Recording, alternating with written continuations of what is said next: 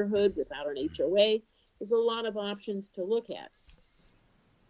17th point is remember, no place will be perfect. It's a matter of deciding what's most important to you at this point in your life. Even your own home remodel may not get you everything you want. So you need to prioritize and say, I can live without that, but I really have to have this. And it may be something as simple as a bigger closet or a bigger bathroom or an easier accessible bathroom. 18, no matter what decision you make, it will be challenging. Many people decide that it's easier to just do nothing. Aging in place is a common mantra among older adults. Many just don't want to make the decisions needed to make the switch. And they put it off and postpone. Rather than plan, they procrastinate. And that can be a dangerous decision. Because 19, my last point is planning rather than procrastinating is the most important thing. And go ahead and make your list. It's not going to cost anything for you to make a list saying, that closet in the hallway has been bugging me for years. I'd really like to have it do this, this, and this. Or my bathroom really needs to be upgraded. I'd like to have a taller sink cabinet so I don't have to bend over so far.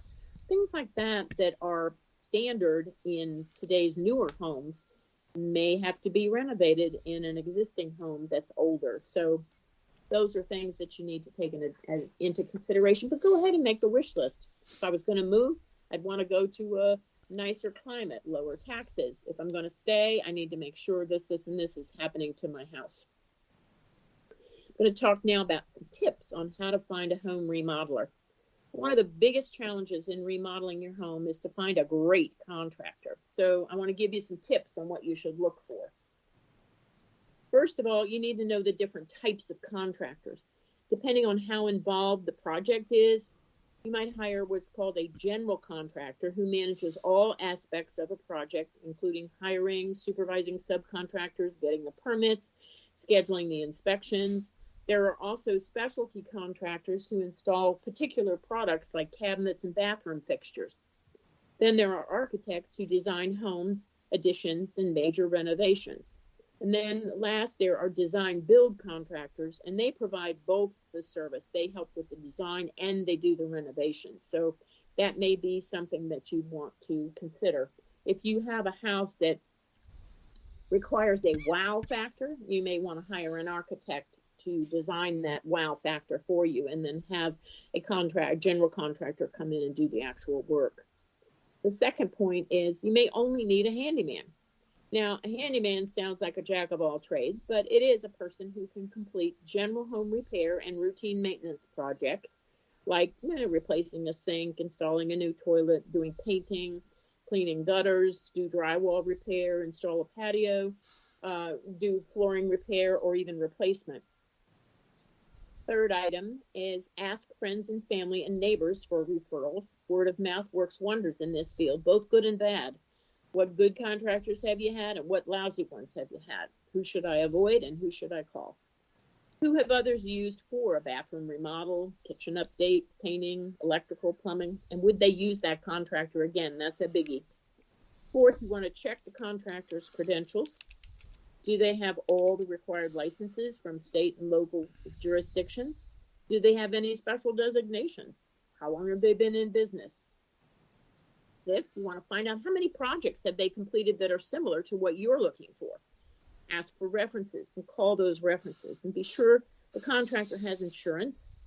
They want personal liability, workers' comp, property damage coverage, and ask for copies of those certificates as well. So that contractor has to prove that they've gotten the correct certificates. 6, you want to find out if the contractor is using subcontractors on the job, because you want to make sure that they have current insurance coverage and licenses too. I mean, you need to have the subcontractors covered, and you also want to make sure somewhere in the contract there's a paragraph that says that the contractor will provide documentation showing that the subs were paid. You don't want a sub coming back because they weren't paid. They come back in 6 months and put a lien on the property. 7 is don't hire somebody because they're the cheapest or they can get it done fast. That's a danger if they say, oh, yeah, I can start tomorrow. This will certainly lead to disappointment. If a contractor doesn't answer the phone right away to call you back, it means he's out on the job. and he's going to complete that task before taking on yours. They may have someone who takes a phone message, but that contractor will call you back to schedule the time to meet with you. And if it takes a few days, that's a good sign. It means they're busy. Good contractors are booked from 2 to 4 months in advance. Bad contractors are always available right away.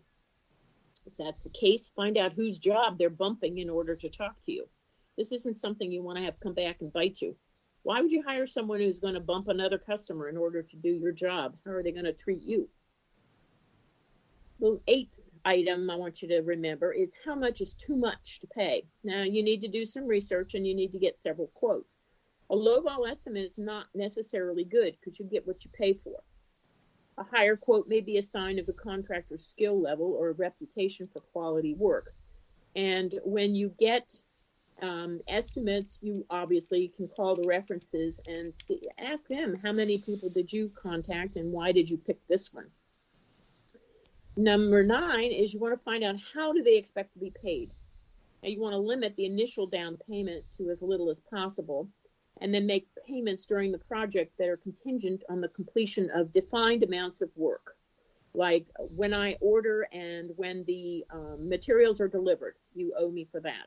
When I complete the electrical, then the next section is due.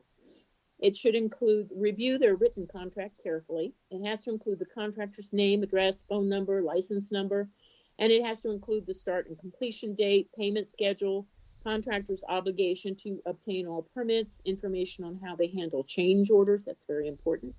This is written authorization to the contractor to make a change or addition to the work already described in the original contract, as I mentioned before. And it can affect the project's cost and the schedule, so you want to make sure you understand how change orders work.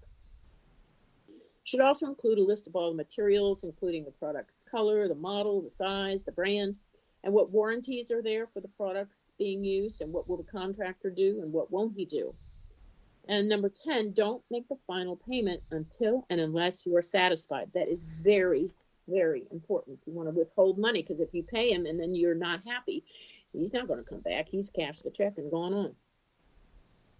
The 11th item is something that some people don't think about when they're planning the whole process, but you want to ask ahead of the start of the project, what do you need to do to prepare the home for the project? You need to move furniture. You need to take pictures off the walls, roll up the rugs.